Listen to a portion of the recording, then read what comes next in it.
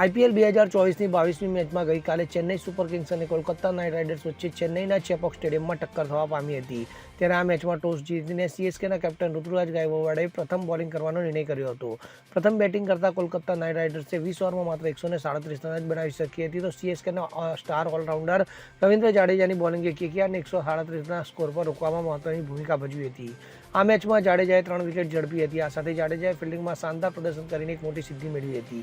આઈપીએલના ઇતિહાસમાં રવિન્દ્ર જાડેજા 100 કેચ પૂરા કરનાર 5મો ખેલાડી બન્યો છે. તો જાડેજાએ કેકેઆર સામે મેચમાં 3 મેચ લઈને આ રેકોર્ડ બનાવ્યો છે. જાડેજાએ કોલકાતા નાઇટ રાઇડર્સનો ફિલિપ સોલ્ટ, શ્રેયસ અય્યર અને મિચેલ સ્ટાર્કનો કેચ પકડ્યો હતો. તો આઈપીએલના ઇતિહાસમાં રવિન્દ્ર જાડેજા પહેલા માત્ર 4 ખેલાડી 100 કે તેથી વધુ કેચ લઈ શક્યા છે. જોકે જાડેજાએ 231 મેચમાં આ સિદ્ધિ હાંસલ કરી છે. Bureau report CN24 news. હવે જુઓ દેશ દુનિયાની તમામ ખબરો તમારી આંગળીના ટેરવે. ઉઠાવો મોબાઈલ અને Google Play Store પરથી ડાઉનલોડ કરો અમારી CN24 ન્યૂઝ મોબાઈલ એપ.